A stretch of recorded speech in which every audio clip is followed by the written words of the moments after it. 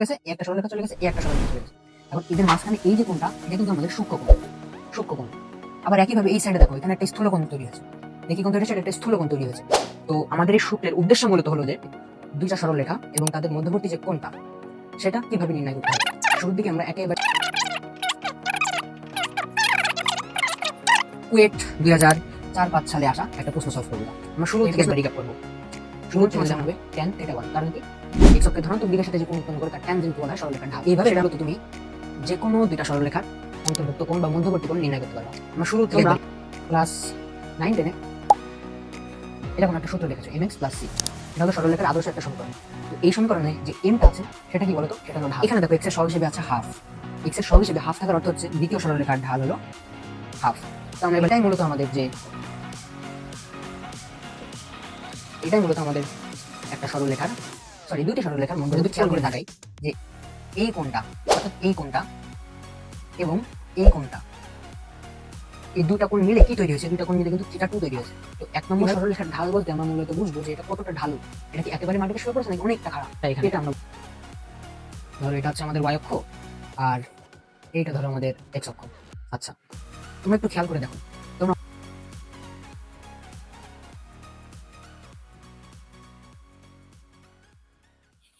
তো আসসালামু আলাইকুম সবাইকে, আমি মোহাম্মদ তাহসিন জামান। আজকে তোমাদের মাঝে আবার চলে এসেছি এইচএসসি উচ্চতর গণিতের অন্যতম গুরুত্বপূর্ণ একটা অধ্যায় সরলরেখা নিয়ে। তো আজকে আমরা মূলত সরলরেখা অধ্যায়ের একটা খুবই ছোট্ট একটা টপিক নিয়ে আলোচনা করব। তো সেটা হলো দুইটি সরলরেখার মধ্যবর্তী কোণ নির্ণয়। তো আজকে আমাদের মূলত আমরা দেখব যে দুইটা সরলরেখা এবং তাদের মধ্যবর্তী যে কোণটা, সেটা কিভাবে নির্ণয় করতে হয়। শুরুর দিকে আমরা একেবারে বেসিক থেকে শুরু করে একবারে লাস্টে একটা সূত্রের ফরম্যাটে আনবো এবং তারপরে আমরা একটা অঙ্ক সহ দেখবো যে কিভাবে করতে হয়। তো চলো শুরু করি। তো শুরুতে আমরা যেটা করব যে আমরা দুইটা সরলরেখা নেব। তো আমরা যদি শুরুতে দুইটা সরলরেখা নিই, ধরো এই একটা সরলরেখা, এই একটা সরলরেখা। আচ্ছা, তো দুটি সরলরেখার মধ্যবর্তী কোণ বলতে আসলে আমরা কোনটাকে বুঝবো? এই ক্ষেত্রে আমরা দুইটা সরলরেখার মধ্যবর্তী কোণ বলতে যেটা বুঝবো সেটা হলো এইটা। এই যে এখানে ধরো θ1 একটা কোণ, আচ্ছা θ1 না, থিটা, শুধু থিটা একটা কোণ ধরো উৎপন্ন হয়েছে। আচ্ছা, এখন তোমরা বলতে পারো যে ভাই কোণ তো এখানে দুইটা তৈরি হয়েছে, একটা হচ্ছে এই যে সূক্ষ্মকোণ আর একটা হচ্ছে এই যে স্থূলকোণ। স্থূলকোণকে আমরা থিটা প্রাইম দিতে পারি। তো এটা তৈরি হয়েছে। এখন দুইটা কোণ নির্ণয়ের প্রসেস কি ভিন্ন? না, দুইটা কোণ নির্ণয়ের প্রসেসই সেম, শুধু আমরা সূত্রটা আগে বিল্ড আপ করবো। সূত্রটা বানানোর পরে আমরা দেখতে পারবো যে স্থূলকোণ এবং সূক্ষ্মকোণ দুইটাই কিভাবে নির্ণয় করতে হয়। তো চলো আমরা দেখে নিই। আমরা যদি ধরো এই যে দুটা সরলরেখা এদের মতো আছে, এখন এদেরকে আমরা কার্তেশীয় সমতলে ফেলবো। কার্তেশীয় সমতল কোনটা তোমরা সবাই জানো, যে কার্তেশীয় সমতলে আমরা এক্স অক্ষ এবং ওয়াই অক্ষের মাধ্যমে স্থানাঙ্ক ব্যবস্থায় আমরা হিসাব কিতাব করে থাকি। তো সেটাই। তো এখানে যদি আমরা এক্স অক্ষ বসাই, এখানে ধরো এটা হচ্ছে আমাদের ওয়াই অক্ষ আর এইটা ধরো আমাদের এক্স অক্ষ। আচ্ছা, তোমরা একটু খেয়াল করে দেখো, তোমরা অনেকেই ঢাল সম্পর্কে পরিচিত। ঢাল কি?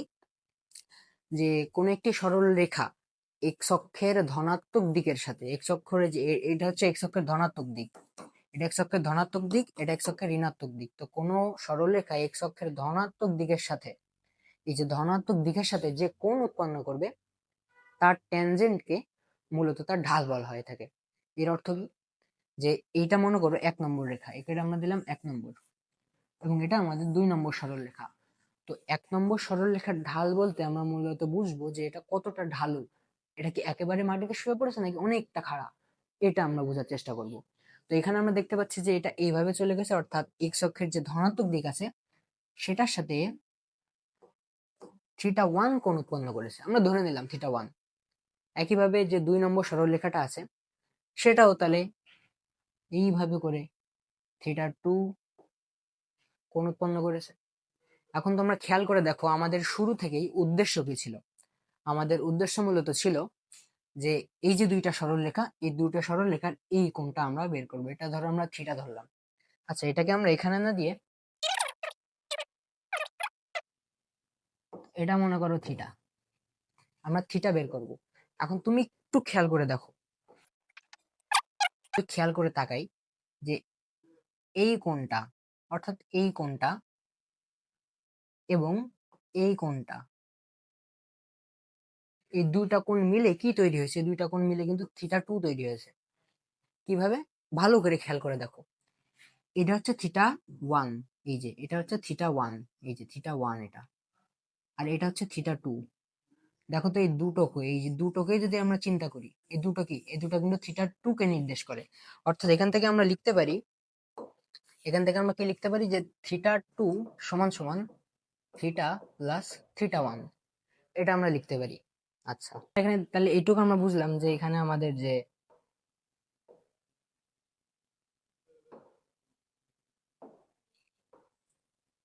থিটা টু সমান সমান থিটা প্লাস থিটা ওয়ান, এটুকু আমরা বুঝলাম। আচ্ছা, তো এখানে দেখো তো আমরা আরেকটা জিনিস লিখতে পারি কিনা। এখানে এই লাইন থেকে আমরা এখানে লিখতে পারি থিটা সমান সমান theta two minus theta one, এটা আমরা লিখতে পারি। এখানে থিটা ওয়ানটা বাদ পড়ে গেছে, আমরা একটু দিয়ে নিই থিটা ওয়ান। তো থিটা থিটা এখানে খেয়াল করো, থিটা প্লাস থিটা ওয়ান, এই টোটালটুকু কি থিটা টু ছিল, সেটা আমরা লিখছি যে থিটা টু সমান সমান থিটা প্লাস থিটা ওয়ান। এবার এখান থেকে আমরা ঘোরাই লিখছি যে theta equal to theta two minus theta one. কিভাবে? এই যে এই পাশে যেটা ছিল সেটাকে আমরা এই পাশে পাঠাই দিছি, পাঠাই দিয়ে theta two minus theta one হয়ে গেছে। এই জিনিসটা আমাদের পরের স্লাইডে লাগবে। আচ্ছা, এটুকু আমরা বুঝলাম। এখন আমাদের ঢাল সম্পর্কে তো শুরুতেই বলছি, তো ঢালের ক্ষেত্রে আমরা যে জিনিসটা হিসাব করব, ধরো যে এই যে 1 নম্বর রেখাটার যে ঢাল, ঢালকে আমরা এম দিয়ে প্রকাশ করি। 1 নম্বর সরল রেখার ঢালটা আমরা এম ওয়ান ধরলাম। তো আমরা যদি লিখি এম ওয়ান, এম ওয়ান সমান সমান হবে ট্যান থিটা ওয়ান। কারণ কি? এক্স অক্ষের ধনাত্মক দিকের সাথে যে কোণ উৎপন্ন করে তার ট্যানজেন্টকে বলা হয় সরল রেখার ঢাল। তো সেটা আমরা লিখবো ট্যান থিটা ওয়ান। এখান থেকে আমরা থিটা ওয়ান সমান সমান কি লিখতে পারি? থিটা ওয়ান সমান সমান আমরা লিখতে পারি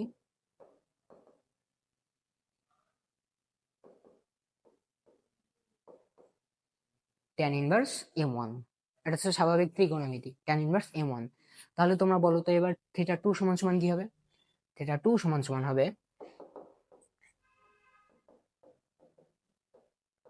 ট্যান ইনভার্স এম টু। বুঝলাম। তো থিটা ওয়ান থিটা টু এর আমরা একটা মান পেয়ে গেলাম। আচ্ছা, এই পর্যন্ত আমরা বুঝলাম। তাহলে এখান থেকে আমরা কয়েকটা জিনিস দেখতে পাচ্ছি, সেই জিনিসগুলো আমরা পরের স্লাইডে সুন্দর করে লিখে নিই। এখন তুমি দেখো তো, আমাদের মূলত বের করতে হবে কোনটা? আমাদের মূলত বের করতে হবে থিটা। থিটাটা আমাকে বের করতে হবে। থিটা কি?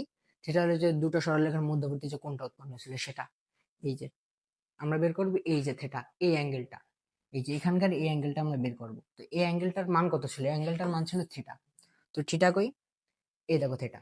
এখন আমরা দেখব যে এই দুইটা সমীকরণ থেকে কিভাবে আমরা এইখানে বসিয়ে থিটার মানটা বের করব। কিভাবে? চলো আমরা দেখি। আমরা যদি এখানে লিখি থিটা সমান সমান থিটা টু এর মান তোমরা একটু খেয়াল করে দেখো, ট্যান ইনভার্স এম টু। আমরা লিখলাম ট্যান ইনভার্স এম টু। একইভাবে থিটা ওয়ান এর মান ট্যান ইনভার্স এম ওয়ান। আচ্ছা, tan inverse M two minus M one by one plus M one M two. এটা কি? থিটা সমান সমান এটা। তো এটাই মূলত আমাদের যে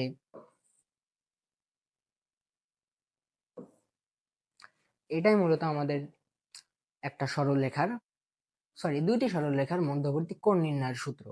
এই সূত্র দিয়ে মূলত আমরা দুইটি সরলরেখার মধ্যবর্তী কোণ নির্ণয় করে থাকবো। এখন তোমরা আমাকে একটু বলো যে এখানে আমরা এই সূত্রটাকে একটু ঘোরায় লিখতে পারি কিনা। এই সূত্রটাকে আমরা একটু ঘোরায় ধরে লিখলাম যে থিটা ট্যান থিটা লিখলাম, অর্থাৎ ট্যান ইনভার্সটাকে আমরা এই পাশে পাঠিয়ে দিলাম। সেক্ষেত্রে ট্যান থিটা সমান সমান কি হবে, m2 minus m1 by 1 plus m1 m2। এইটা এখন এটাই মূলত আমাদের মেন সূত্র। এই মেন সূত্র, এই সূত্রটা দিয়ে মূলত আমরা আমাদের অঙ্কগুলো করব। তো চলো আমরা দেখি যে কিভাবে আমাদের অঙ্কগুলো হবে।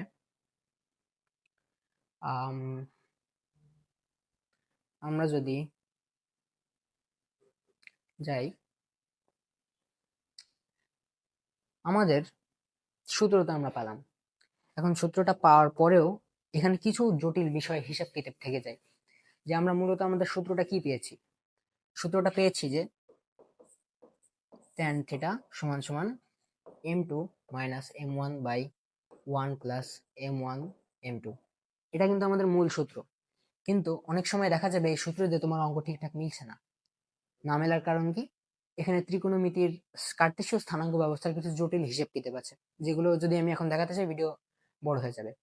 তো মূলত এই সূত্রটাকে আমরা একটু মডিফাই করে এইভাবে লিখবো, tan থিটা প্লাস মাইনাস দেওয়ার কারণ কি একটু পরে জানাচ্ছি, m2 minus m1 by 1 plus m1 m2। তো এটাই মূলত আমাদের সূত্র, এটা আমাদের সূত্র। এখন এখানে প্লাস আর মাইনাসের অর্থ কি, যখন তোমরা অঙ্ক করার ক্ষেত্রে দেখবা যে তোমার প্রশ্নে বলে দেবে যে তোমাকে সূক্ষ্মকোণ বের করতে হবে নাকি স্থূলকোণ বের করতে হবে, কিভাবে। আমরা কিন্তু একটু আগে দেখছিলাম যে, আচ্ছা না, এই যে দুইটা সরলরেখা যখন থাকে সেখানে কিন্তু তোমার কোণ কিভাবে হয়, দেখো এই যে দুইটা সরলরেখা, এই একটা সরলরেখা চলে গেছে, এ একটা সরলরেখা চলে গেছে, এ একটা সরলরেখা চলে গেছে। এখন এদের মাঝখানে এই যে কোণটা, এটা কিন্তু আমাদের সূক্ষ্মকোণ। সূক্ষ্মকোণ আবার একইভাবে এই সাইডে দেখো, এখানে একটা স্থূলকোণ তৈরি হয়েছে। দেখি কোণ তৈরি হয়েছে, এটা একটা স্থূলকোণ তৈরি হয়েছে। তো আমাদের এই সূত্রের উদ্দেশ্য মূলত হলো যে, আমাদের যখন প্রশ্নে উল্লেখ করে দেবে যে তুমি সূক্ষ্মকোণ অথবা স্থূলকোণ, যে কোনো একটা উল্লেখ করে দেবে, যখন বলবে যে সূক্ষ্মকোণ নির্ণয় করো, তখন আমরা মূলত এই যেখানে প্লাসটা নিয়ে হিসেব কিতাব করব। আবার যখন আমাদের বলে দেবে যে তুমি স্থূলকোণ নির্ণয় করো, তখন আমরা এই মাইনাসটাকে হিসেব করব। আচ্ছা, এখানে আমাদের ছোট্ট একটা মিস্টেক হয়েছে, এখানে 2 হবে না, এখানে 1 হবে না, এখানে 1 হবে, এখানে 2 হবে, কারণ আমরা প্লাস মাইনাস আনছি। তো তুমি কোনটা আগে লিখলে ওটা যায় আসে না, কারণ এই দিন শেষে মাইনাস কমন নিয়ে একই জিনিস থাকবে। তো এই পর্যন্ত ক্লিয়ার যে আমাদের মূল সূত্রটা হলো যে tan থিটা সমান সমান m1 minus m2 by 1 plus m1 m2। m1 m2 এর পরিচয় কি, m1 m2 এর পরিচয় আমরা শুরুতে দেখছিলাম যে m1 মানে হলো যে 1 নম্বর যে সরলরেখা আছে সেটার ঢাল, আর m2 মানে হলো যে 2 নম্বর সরলরেখা আছে সেটার ঢাল। তো সেটা ভাই তুমি কই পাবা, সেটা তোমার প্রশ্নে দেওয়া থাকবে। আচ্ছা, বুঝলাম। তো চলো আমরা এবার কুয়েট 2004-05 সালে আসা একটা প্রশ্ন সলভ করব। তো এই প্রশ্নে দেখো, আমাদের শুরুতে বলা আছে যে 2x প্লাস 3y মাইনাস 1 0 একটা সরলরেখা এবং এটার একটা সরলরেখা। তো আমাদের বলেছে এই রেখাদ্বয়ের অন্তর্ভুক্ত সূক্ষ্মকোণ। তোমরা খেয়াল করে দেখবে এখানে সূক্ষ্মকোণ বলা হয়েছে। সূক্ষ্মকোণ বলার অর্থ হচ্ছে আমরা এই সূত্রের এখানে আমরা প্লাসটা বিবেচনা করে আমাদের অঙ্কটা করব। তো চলো আমরা শুরু করে দিই। সো শুরুর দিকে আমরা যেটা করব যে দুইটা সরলরেখার এই ঢাল আমরা আগে বের করে নেব। তো এটাকে ধরলাম আমরা 1 নম্বর সরলরেখা, এটাকে ধরলাম আমরা 2 নম্বর সরলরেখা। তো 1 নম্বর সরলরেখার ঢাল যদি আমরা বের করি সমীকরণ থেকে, তো তোমরা ছোট ক্লাসে শিখেছো এই জিনিসগুলো, যে -2/3 -1/3। এখানে আমি প্রচন্ড একটা লাইন গ্যাপ দিয়েছি, তোমরা একটু খেয়াল করে দেখো। এই যে 2x টা, এটা আমরা যদি এই পাশে পাঠাই দিই, এখানে x আছে, তো -2x হবে।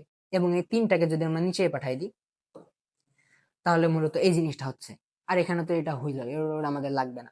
তো এইটা বানানোর উদ্দেশ্য কি আমাদের আসলে, তোমরা ক্লাস 9-10-এ এরকম একটা সূত্র দেখেছো, mx প্লাস c। এটা হলো সরলরেখার আদর্শ একটা সমীকরণ। তো এই সমীকরণে যে এমটা আছে সেটা কি বলতো, সেটা হলো ঢাল। এখন তোমরা একটু খেয়াল করে দেখো, এমটা কিন্তু এক্স এর সহগ হিসেবে আছে। তো একইভাবে এখানে এক্স এর সহগ হিসেবে আছে -2/3। তো এটা মূলত আমাদের এই 1 নম্বর সরলরেখার ঢাল -2/3। তো আমরা সাইডে লিখে দিই যে 1 নম্বর সরলরেখার ঢাল m1 = -2/3। আচ্ছা, বুঝলাম। এবার আমরা বের করব m2। তো একইভাবে আমরা m2 বের করতে পারি। তো এখানে এইটুকু যদি আমরা মুছে দিই, এই সরলরেখাটা দেওয়া আছে x - 2y + 3y0। তো এখান থেকে যদি আমরা আমাদের ঢাল বের করি, যদি এটা এই পাশে চলে যায়, x এই পাশে আছে, তাহলে 1/2 x + 3/2। তো এখানে দেখো x এর সহগ হিসেবে আছে হাফ। x এর সহগ হিসেবে হাফ থাকার অর্থ হচ্ছে দ্বিতীয় সরলরেখার ঢাল হলো হাফ। তো আমরা এবার লিখে দিই যে দ্বিতীয় সরলরেখার ঢাল হাফ। এখন এখন হলো আমাদের মেইন কাজ। আমরা সূত্র শিখছিলাম, কি সূত্র? আমরা এভাবে লিখবো যে জানি, আমরা কালিটা একটু ছোট করে নেব। আমরা কি জানি বলো? tan θ = বলো তো আমরা এখানে কি প্লাস মাইনাস ইউজ করব? আমরা কিন্তু প্লাস মাইনাস ইউজ করব না, কারণ প্লাস মাইনাস আমাদের বলেই দেওয়া আছে যে কোনটা ইউজ করতে হবে। আমাদের প্লাস ইউজ করতে হবে, কারণ কি? এই দেখো, আমাদের সূক্ষ্মকোণ বের করতে বলেছে। যেহেতু সূক্ষ্মকোণ বের করতে বলেছে, আমরা এখানে অনলি প্লাস রাখবো। আর প্লাস লেখা না লেখা সমান কথা ভাই। ওকে, তো আমরা সূত্র লিখবো যে m1 - m2 by 1 + m1 m2 লিখলাম। এখন তোমরা বলো তো m1 এর মান কত? এখানে m1 এর মান -2/3। m2 এর মান কত? হাফ, মাইনাস হাফ দিলাম, বাই 1 + m1 এর মান কত? তোমরা অবশ্যই জানো যে -2/3, আর ওটা হাফ। এখানে যদি আমরা এবার ক্যালকুলেশন করি, বা tan θ = এখানে ক্যালকুলেশন করলে কত হয়? ক্যালকুলেটর